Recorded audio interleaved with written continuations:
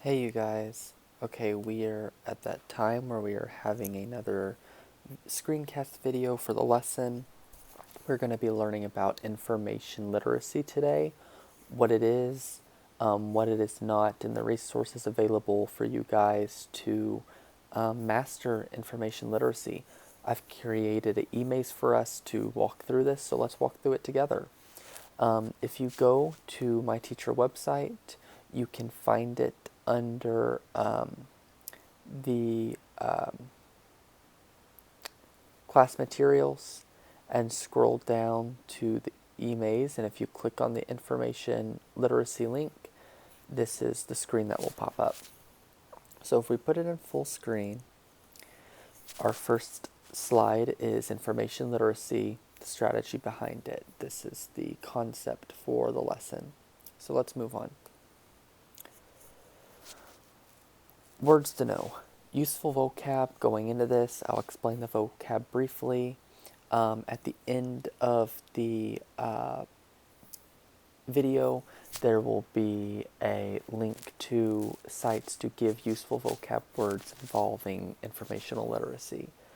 Synergy is the first word. It is two or more things working together to produce something that each could not achieve separately. So, me creating this video for you guys is an example of synergy. I did not create the software available to do a screencast, someone else did, but they did not have the teaching skills in order to provide this lesson to you guys. That was my part. Therefore, we have met in synergy. And the second word you all probably know, advertisement is a message that draws attention to a product and encourages people to buy it. The third is a citation. You all should know this one too. A formal note of credit to an author that includes their name, date published, and where you found the information.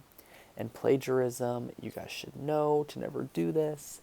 Using some or all of somebody's work or idea in saying that you created it. Going into this, keep these type of words in mind. So whenever we're thinking about what information literacy is, these mainly negative words is what we're trying to either prevent or make sure we have whenever we're showing information literacy. What is it? Information literacy is the ability to find information with any resources, whether it be the internet, in a book, with through another person, anywhere you can find information you want to use. Information literacy is to find this information effectively, to know to go to the Google search bar, to know to go to advanced searches, to go to something such as Wikipedia or a successful YouTube education site, or useful websites that you can get valuable information you know is true. Information literacy is the ability to evaluate information, to look at a website and know, is this a credible website or is it not? Does it end in .org? Does it end in .net, .gov? Does it end in .com? What do these mean? Which one is more useful for you whenever you're citing some sort of educational source? Is the information provided on this website cited from the knowledge, from the information from the knowledge sources they received their information from? If to find a successful website that is also informational literate, they need to have citations. They need to have their citations coming from credible sources, such as educational journals, PhD graduates, doctors, things of this nature. And that's also how you will determine the credibility. Moving on. I have a quick video for you guys to watch that I have embedded from YouTube. And this talks about what information literacy is.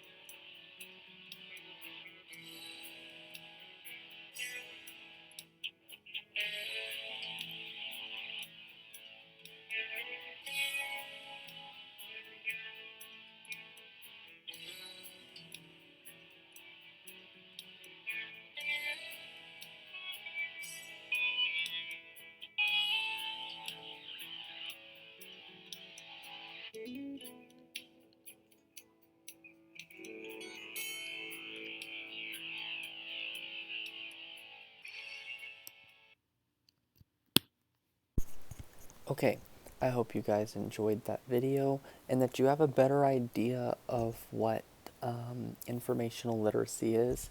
Obviously, this was from Sheffield University, um, a video on their YouTube account advertising their university and the skills of their students.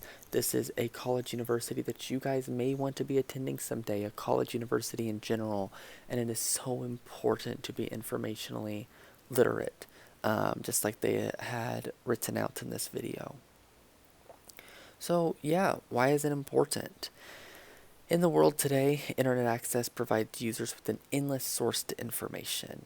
Um, whether it is the president's in order or an article claiming that an alien was found in Kroger, the user should have the skills necessary to discern what is true and what is a hoax.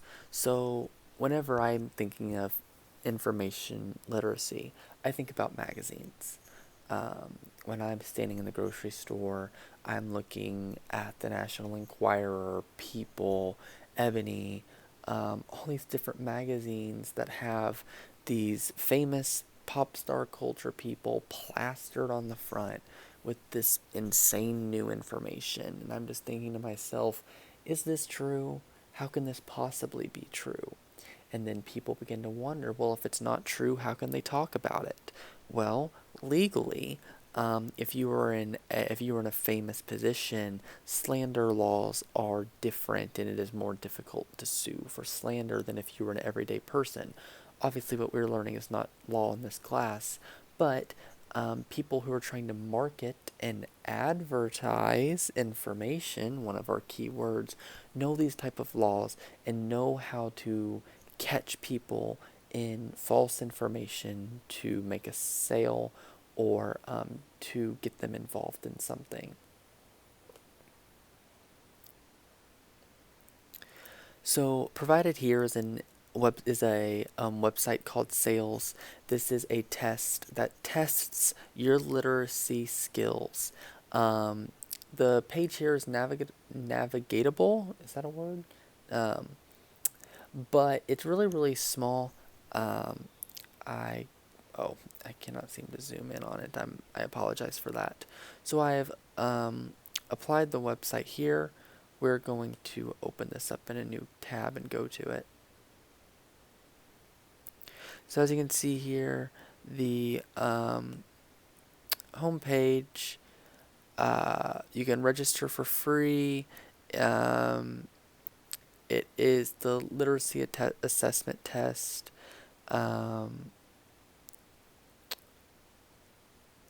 You can getting started, your account. This is just a test that you all can take for free to show your literacy ability. This is not required, but if this is something you guys are interested in, I just wanted to make this resource available for you all. Moving on to the end, like I said, I would have useful links posted for you guys to have more information on informational literacy. We can go ahead and look at all of them. This one is Common Sense Education, and the topic is information literacy. It gives you a much further detailed explanation of what you need to know, why it needs to be taught, and then key vocabulary that I got my key vocab from the lesson we just went through. And listing this website is one of my ways of giving citation, of giving the creation to this website, not my own. The second website is this one.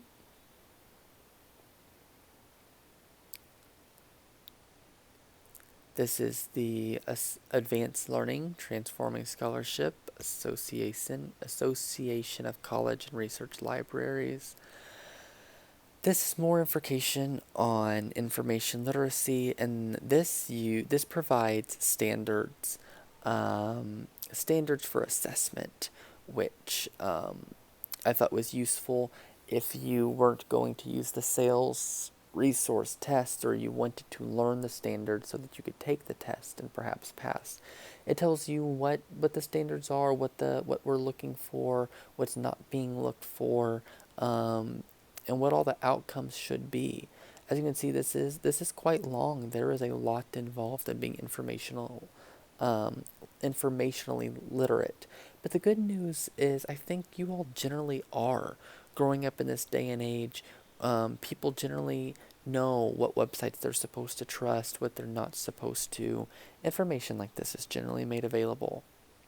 So thank you for tuning into the video.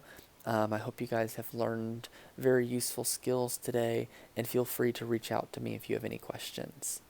All right, bye you guys.